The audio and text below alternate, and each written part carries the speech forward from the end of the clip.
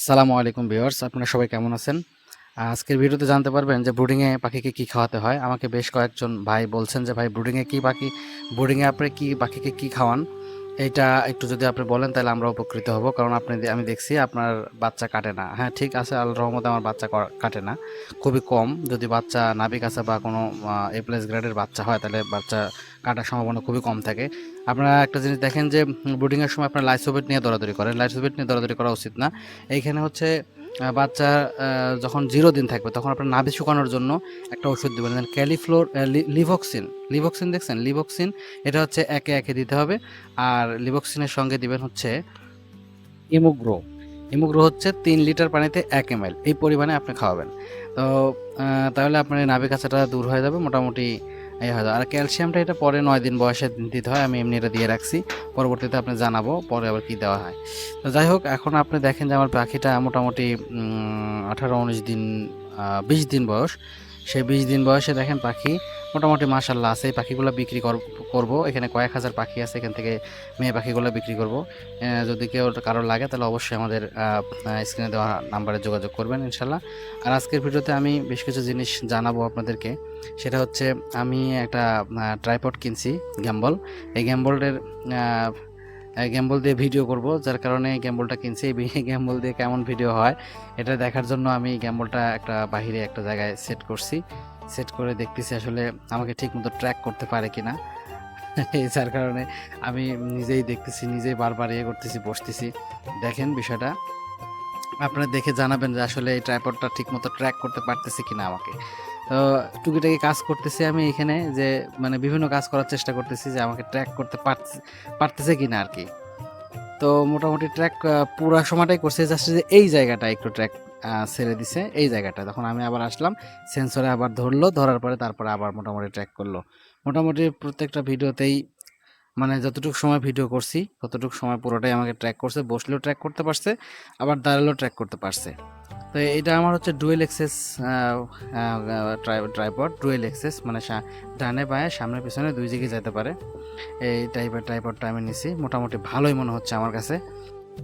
একটু পিছনেও সরে যাচ্ছে, বেশি বেশি পিছনে দেখতে চাচ্ছি যে আসলে কতটুকু ট্র্যাক করতে পারে আমাকে, কত দূর পর্যন্ত পিছনে ট্র্যাক করতে পারে দেখার চেষ্টা করতেছি। আপনারাও দেখেন, দেখার পরে আপনারা একটু আসলে যারা রিভিউ দেয়, রিভিউতে তো আসলে এইভাবে ওরা এত দেখায় না, ওরা শুধু পজিটিভগুলো দেখায়। যার কারণে আমি একটু রিস্ক নিয়ে নিছি।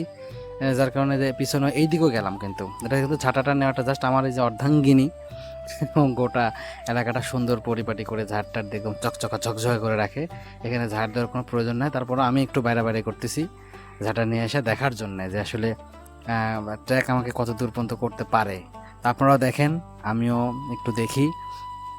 যদি কারোর নিতে মন চায় তাহলে আমার মনে হয় এইটা নেওয়াই ভালো হবে। আমি আসলে কোনো পেজের সাথে না, আমি এই জন্য নাম বলতেছি না।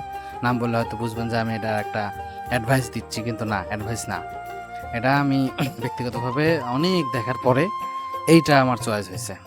কারণ অন্যগুলো শুধু ডাইনে বাঁয়ে যেতে পারে, এইটা ডানে বামে সামনে পিছনে দুই দিকে ট্র্যাক করতে পারে। এইটাই হচ্ছে এই জিনিসটা, এই কারণে আমার এত পছন্দ। তো যাক, আমি এটা দিয়ে আপনাদের ড্রোন শট নিয়েও দেখাবো। আরেকটা বিষয় আমি আপনাদেরকে বলতে চাই, এই যে সামনে যে একটা খামার দেখতে পাচ্ছেন ছোট্ট, এটা কিন্তু আমার হচ্ছে মানে বাচ্চা ফোটানোর মেশিন বসবে এখানে, ইনকিউবেটর মেশিনের ওটা ব্রুডিং ঘর ছিল, তো এখন ব্রুডিং ঘর থেকে ওটাকে এখন মেশিনের ঘর বানাবো। ওর পিছনে গরুর খামার, ওই যে এই ঘরটার পিছন দিকে আর কি। হ্যাঁ, এই যে সামনে যে ঘরটা দেখতে পাচ্ছেন এই ঘরটার পিছন দিকে গরুর খামার দেওয়ার চেষ্টা করব। তো সবাই আমার এই পেজটাকে ফলো দিবেন, আমার এই চ্যানেলটাকে সাবস্ক্রাইব করবেন। আমার এই চ্যানেলে আমি অনেক কিছু মানে যেটা আপনারা যা আপনারা জানেন না সেই বিষয়গুলো আমি তুলে ধরবো ইনশাল্লাহ। আমি চাচ্ছি যে সবাই যেন উপকৃত হয় আমার এই চ্যানেল থেকে, যেন সবাই পাখি করার যে বিষয়গুলো আপনারা জানেন না সেই বিষয়গুলো আমি তুলে ধরবো ইনশাল্লাহ। এবং পাখি যদি জিরো বাচ্চা বা বড় বাচ্চা এবং European white giant cotton X কোয়েলও আমার আছে, সেগুলো যদি কারো লাগে ইনশাল্লাহ আমি দিতে পারবো। আর বেশ কিছুদিন, মাস দেড়েক পর থেকে তো আমার কাছে available European white giant cotton X quail বা সব কিছু থাকবে। আর একটা বিষয় হচ্ছে আমি কিন্তু ভেটেরিনারি ডক্টর।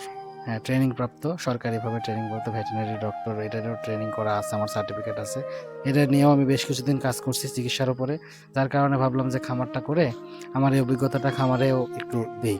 তো এই বিষয়েও যদি কারো পরামর্শ লাগে সেটাও আমি দিতে পারবো ইনশাল্লাহ।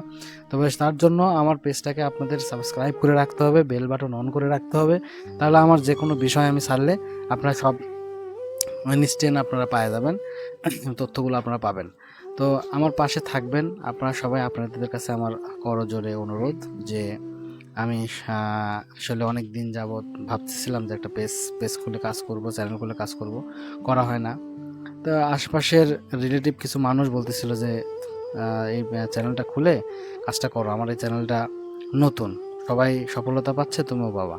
তা আমি সফলতা পাওয়া না পাওয়া পরের পরের বিষয়, কিন্তু যারা আপনারা আছেন, যারা সবাই যদি আমাকে বন্ধু মনে করেন, তাহলে আমি সফলতা পাবো, তাছাড়া কিন্তু আমি সফলতা পাবো না। তা আপনারা সবাই আমার পাশে থাকবেন, আমি খুব আশাবাদী সবাই আমার পাশে থাকবেন। দেখেন আমার এই খামারটা, এটা আমার এই ডিমের শেড, এখানে ওই পাখিগুলা কিছু মহিলা সেই খাঁচাতে উঠবে আর বাকি কিছু বিক্রিও করব।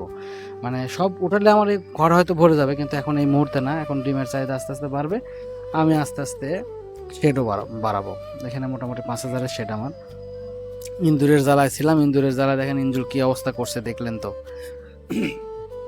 একদম আপনার হচ্ছে ইন্দুর মারা বিষ ফান এগুলো দিয়েও কন্ট্রোল করা যায় না।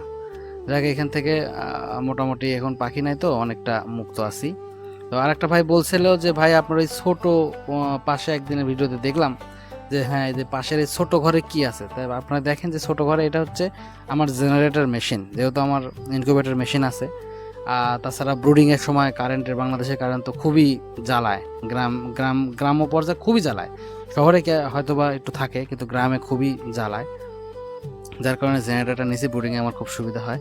আর এই যে এগুলো গাছপালা লাগানোর চেষ্টা করছি যাতে একদম সব কিছু মানে একদম সবুজ কালারে ভরে যায় আমার আশপাশে, আমার একটু ভালো লাগে আর কি। তো অন্য কিছু লাগাইনি, মরিচ গাছ লাগাইছি, মরিচ গাছ এটা